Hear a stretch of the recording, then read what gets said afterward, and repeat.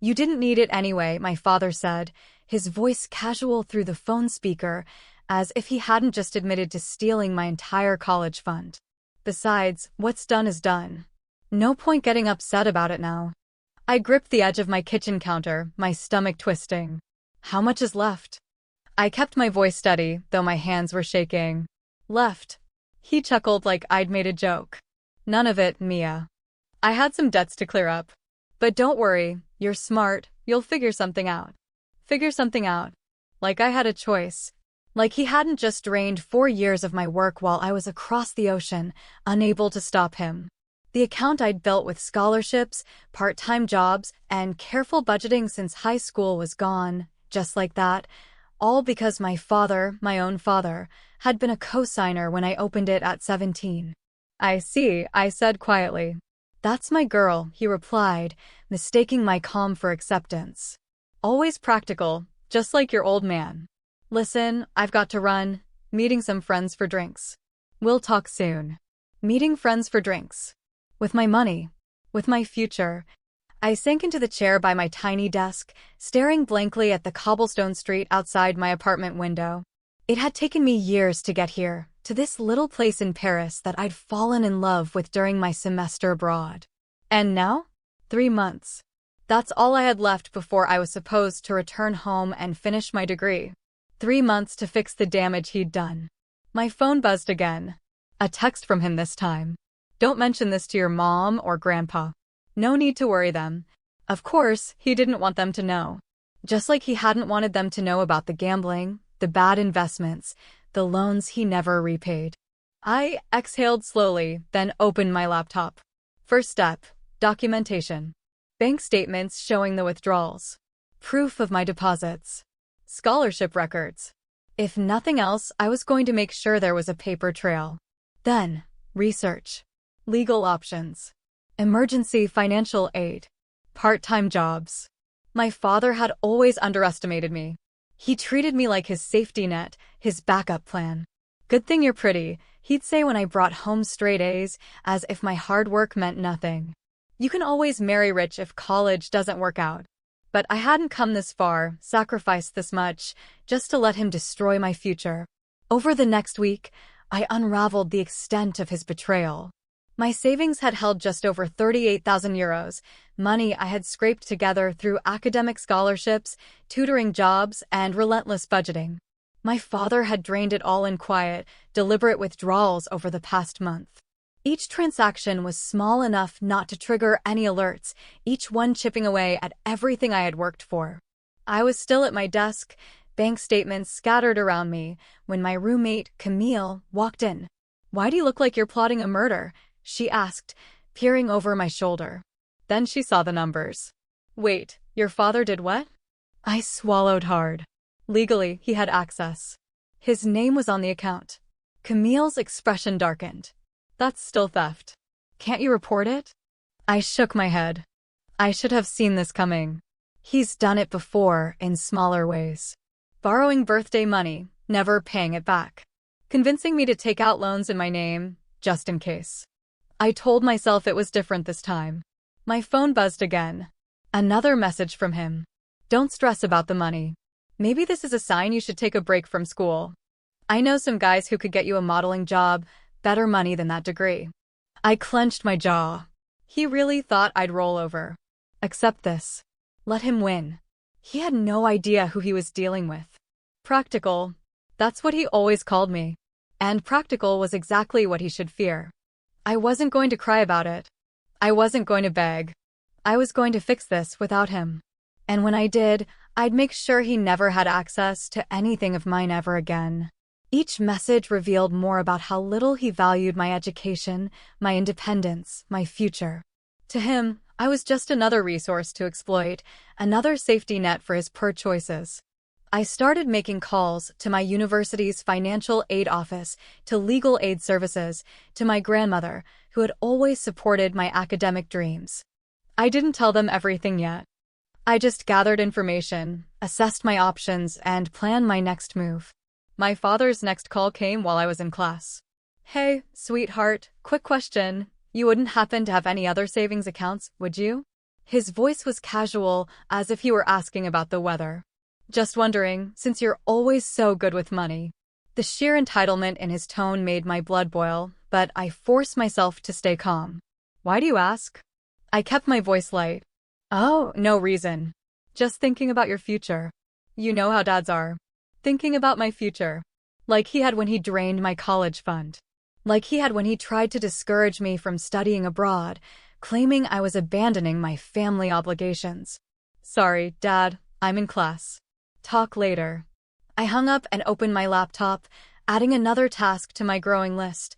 Close any remaining accounts he might know about. Transfer everything to a different bank. That evening, an email arrived from my grandmother. Called your father today. He seemed nervous when I asked about your college fund. Is everything okay? I smiled, imagining his discomfort. He had always been afraid of my grandmother, the only person who had ever successfully held him accountable. Can we talk? I wrote back. There's something you should know. Her response was immediate and fierce. After hearing the full story, she called an emergency family meeting without my father present. That man, she fumed over our video call, her voice sharp with anger. Has gone too far this time. Stealing from his own daughter. My mother and aunt sat beside her, their faces tense as I shared the bank statements, the text messages, the casual way he had dismissed my future. My mother's hands trembled as she read his messages. I had no idea, she whispered. He told me you decided to take a break from school. That you were thinking about moving back home. Of course, he had. My father had always been skilled at spinning narratives that suited his needs. How many times had he rewritten my achievements to make them about him? How often had he taken credit for my success while secretly undermining it? I've been documenting everything, I told them. Every withdrawal, every message, every call. I'm not letting him get away with this. My aunt, a lawyer, leaned forward. The account issue is tricky since he was a co-signer, but there might be other angles we can pursue. Has he made any promises in writing about repaying the money? I pulled up more screenshots, emails where he acknowledged the money was for my education, texts where he casually mentioned paying me back someday. Perfect, my aunt said. Not legally binding, but excellent leverage for what comes next. What comes next? My mother asked hesitantly. Next, my grandmother declared, we make Gregory realize exactly what he's done and whom he's done it to. The plan came together quickly. First, my grandmother would confront him directly, making it clear that the family knew everything. Next, my aunt would draft a formal demand letter, outlining his financial obligations and the consequences of failing to repay what he had stolen. And finally, my mother, after years of hesitation, would file for divorce. He's always underestimated you, my grandmother told me. Treated you like an extension of himself instead of your own person. It's time to show him exactly how wrong he was. I exhaled slowly, feeling the weight of years of manipulation start to lift. My father had spent my entire life making me feel small, like my achievements weren't mine, like I was only as valuable as what I could provide for him. But he had made a mistake. He thought he could take everything from me. He was about to learn just how wrong he was. Time to show him who you really are. That night, my father called again. Your grandmother seemed upset today, he said carefully. You didn't tell her anything, did you? I let a pause stretch between us before answering. About what, Dad? The college fund you stole? The future you tried to derail? Or just your general belief that your daughter's education means nothing compared to your bar tab? Silence. Then, now, Mia, don't. Don't call me princess. Don't call me at all. Everything goes through Aunt Sarah from now on. Sarah? He repeated, his voice tightening. Why would your aunt need to be involved? Because she's a lawyer, Dad. And you're about to need one too. His reaction was predictable. First denial. Then anger. Then, finally, the desperate attempts at manipulation. You're blowing this out of proportion, he texted later. It was just money. Family is more important than money. I forwarded the message to my aunt without responding. Let him dig his own grave. His next move was to show up at my grandmother's house, where I was staying until my return flight to London. But she didn't let him pass the front porch. How dare you, she demanded, loud enough for the neighbors to hear. Stealing your own daughter's college fund? Have you no shame? Mother, please, he started, glancing around, trying to lower his voice. Exactly. I am your mother. And you've betrayed your family. Now leave before I call the police. He left, but the texts kept coming. Your grandmother has turned you against me. I'm your father. You owe me respect. After everything I've done for you. I thought about that, about everything he had actually done for me. How he had tried to downplay my academic achievements. How he had borrowed my childhood savings and never repaid them. How he had treated my success like an investment he could cash in on whenever he needed. A few days later, my aunt's demand letter arrived at his house via certified mail. Inside was a detailed accounting of every penny he had taken, along with options for repayment. The next time he called, he was livid. You can't sue your own father. Watch me. I hung up. The family fallout was spectacular. Relatives I hadn't heard from in years called to express their disgust. His sister, my Aunt Patricia, shared stories of how he had taken money from her children's birthday cards too. He's always been like this, she said bitterly. Taking what isn't his. Expecting everyone to forgive him because he's family. My mother finally filed for divorce. Among the listed reasons? Financial infidelity. During their first hearing, my father's pattern of stealing from me came to light. You emptied your daughter's college fund to pay gambling debts? The judge asked incredulously. I was going to pay it back, my father protested weakly. With what money? The judge flipped through his financial records. According to these statements, you haven't held a steady job in 3 years. His carefully constructed image, the fun-loving, generous father, was crumbling. Every attempt to defend himself only revealed more of his true nature. Meanwhile, the university's financial aid office proved surprisingly helpful. Once they understood the situation, they secured emergency funding and worked out a payment plan for my final year. And my grandmother? She refused to let me struggle alone. Unlike your father, she said firmly, I understand the value of education and of keeping promises. My father's response to the demand letter was predictable. He claimed poverty, insisting he had no way to repay what he had stolen. But then my aunt found his new car purchase. The vacation photos he had posted on social media. The country club membership he somehow still maintained. He's not broke, she explained. He's just good at hiding assets. But not good enough. The texts from him grew increasingly desperate. You're ruining my life. My own daughter turning against me like this. I stared at the words on my screen, a strange sense of detachment settling over me. No, Dad. You ruined your own life. I was just finally holding you accountable for it. I raised you better than this. Each message from him peeled away the mask, revealing more of the man beneath. The loving father act was gone, stripped away to expose the manipulator he had always been. The final straw came when he tried to turn my younger cousins against me. Mia is trying to bankrupt me out of spite, he told them. Instead of believing him, they sent me screenshots of his messages, adding to my growing file of evidence. Remember when Uncle Greg told us our college funds were safe with him? My cousin Jake wrote. Guess we know what that meant. With my aunt's help, they secured their own accounts before he could strike again. His pattern of financial abuse was finally being exposed, one family member at a time. During my mother's divorce proceedings, even more revelations surfaced. He had been hiding money for years, taking out loans in her name, even trying to remortgage the house without her knowledge. He's been treating the whole family like his personal ATM, my mother realized. And we all just kept making excuses for him. My grandmother arranged another family meeting again, without him present. Relatives shared stories of loans never repaid, promises broken, trust betrayed. Each story strengthened our resolve. He's always counted on family loyalty to shield him from consequences, my aunt observed. Time to show him that loyalty goes both ways. The consequences hit my father like dominoes falling.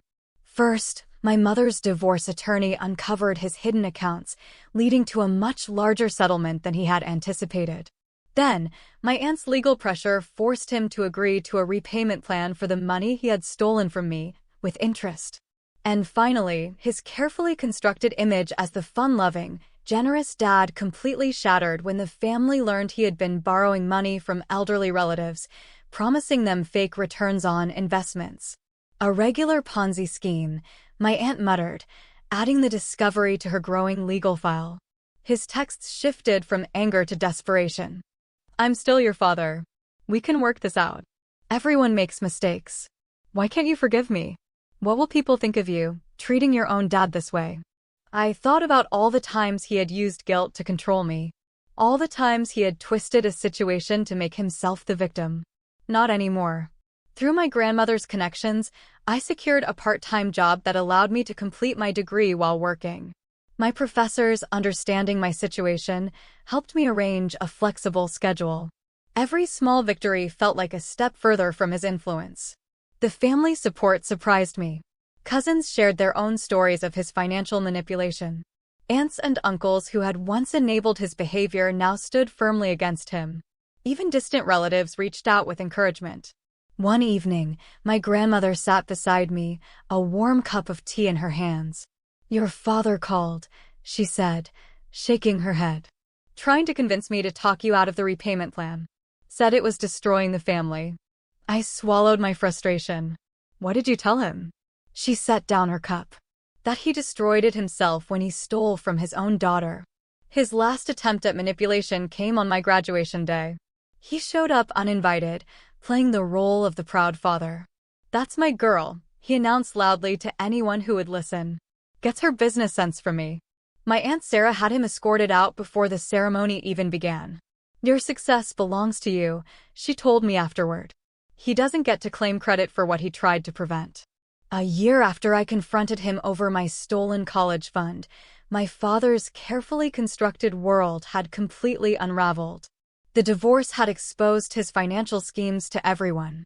Former friends who had invested in his shady business ventures were demanding answers. Relatives he had borrowed from were taking legal action. And me? I had graduated with honors.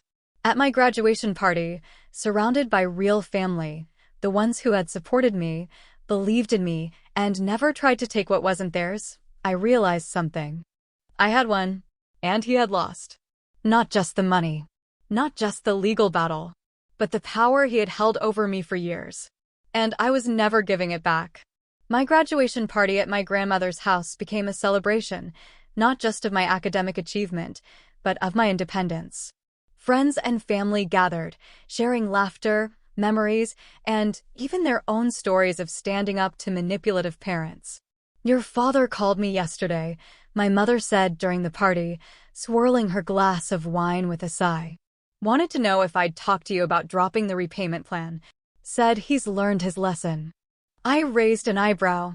"Has he?" I asked, thinking of his latest social media posts, still showcasing expensive dinners, still pretending his life hadn't changed, still acting like everything was fine. "No," she admitted. "He's learned he can't manipulate you anymore." That's not the same thing. The repayment plan my Aunt Sarah had arranged was strict, monthly payments, deducted directly from his paycheck. No excuses, no delays. He'd finally had to get a real job when his usual schemes dried up. His previous lifestyle, coasting off borrowed money, guilt-tripping relatives, had become impossible to maintain. "It's not fair," he'd complained in his last email. "I'm your father. You're supposed to love me unconditionally." "Love isn't a blank check," I replied, sending my final direct message to him. "And conditions are what happen when you break trust." By then, my career was taking off. I had secured a position with a top firm in London, my degree and determination opening doors I once thought were closed. Each success felt sweeter knowing that it was earned on my own terms, without his interference. My grandmother had become my strongest ally, her fierce protection a stark contrast to my father's self-serving love. One evening over Sunday dinner, she shook her head. "He called again," she said, setting down her fork. "Wanted to know if you'd gotten that job in London. Said he'd love to visit once you're settled." I snorted. "To visit or to ask for money?" "Both, probably." She smirked. "I told him you're done funding his lifestyle." The family dynamics had shifted permanently. Relatives who had once enabled his behavior now warned each other about his latest schemes. His sister, my Aunt Patricia, even started a family group chat to track his manipulations. He tried to convince my son to co-sign a car loan, she reported one day. Told him it would help build his credit. Sound familiar? It did. He had tried the same trick on me at 18, attempting to saddle me with debt before I had even started college. Back then, my grandmother had intercepted the paperwork and warned me about predatory financial practices, even from family members. Now, watching his world shrink as mine expanded, I didn't feel victory. I felt validation. Every payment he made, forced by legal pressure rather than paternal responsibility, proved what I had always known. He was capable of doing the right thing. He just never thought he had to. A new chapter. My return to London marked the start of something new. The firm had offered me not just a job, but a future. My small flat in the city became a symbol of independence, paid for with my money, decorated with my taste, free from any influence he might try to claim. His attempts to stay in my life became increasingly transparent. First came the birthday card, the first he had sent in years, with a carefully worded message. So proud of our achievements. Did you see how he signed it? My mother asked over the phone. I did. Love, Dad. Your biggest supporter. The audacity of that man. Then came the social media posts, old family photos, suddenly resurfacing. Always encouraged her dreams, he wrote in one caption. Proud to have played a part in her journey. Each post was carefully curated, painting himself as the devoted father who had sacrificed everything for his daughter's success. My Aunt Sarah, ever the lawyer, helped me draft a cease and desist letter. You don't owe him the image of a happy ending, she reminded me. Not after everything he did to sabotage you. She was right. I had built my success. He didn't get to claim it. He didn't get to rewrite the past. And he certainly didn't get to pretend he had been anything but the obstacle I had to overcome.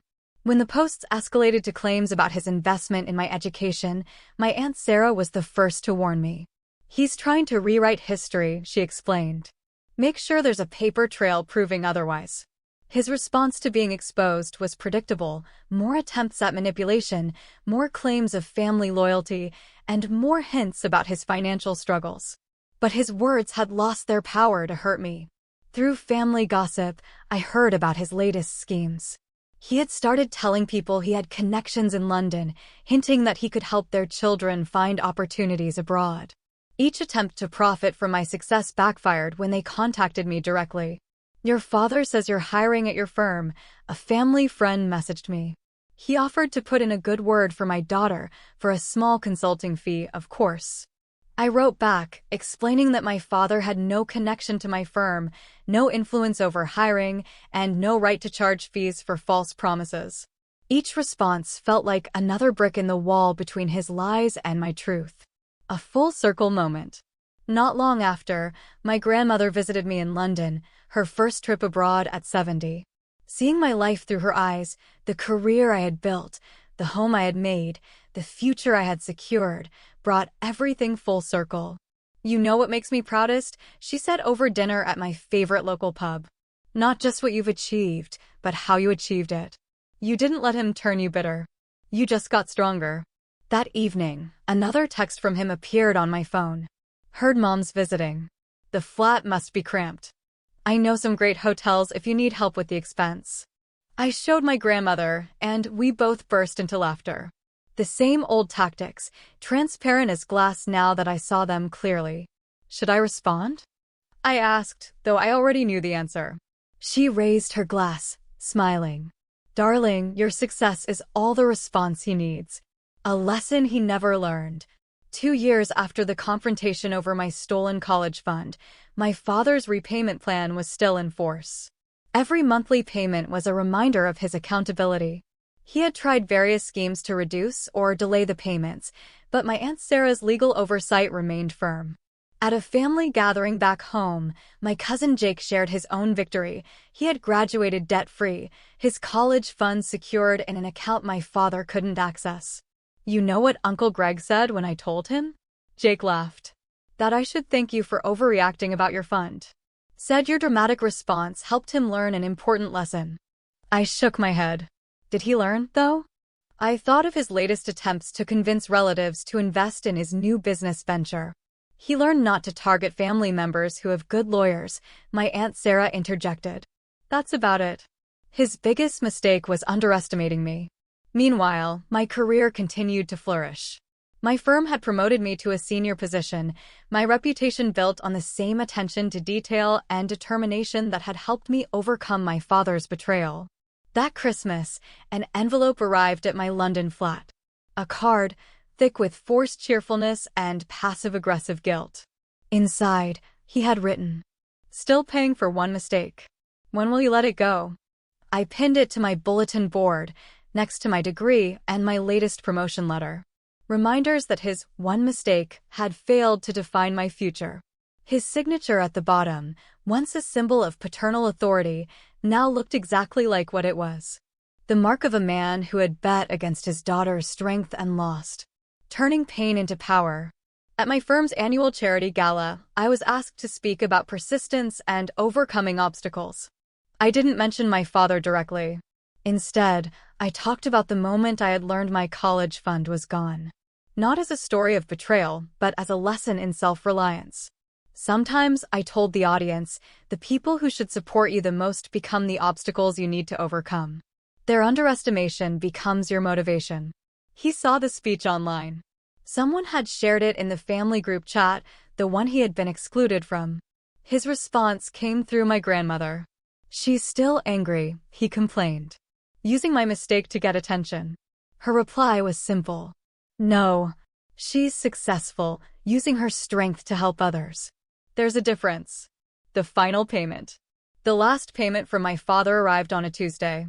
The final installment of the money he had stolen. He had attached a note. "Now can we be family again?"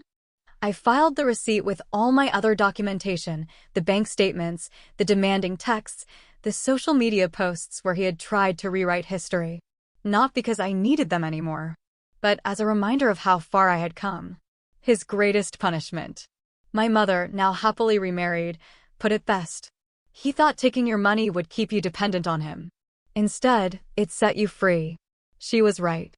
Every attempt he had made to hold me back had pushed me forward instead. And his greatest punishment wasn't the repayment plan or the family's disapproval. It was watching me succeed, without him, beyond him, despite him. I shared my story not for sympathy, but as a testament to resilience, to the power of reclaiming your own life, even from those who were supposed to protect it. But now, I want to hear from you. If you've ever faced betrayal from someone you trusted, how did you handle it?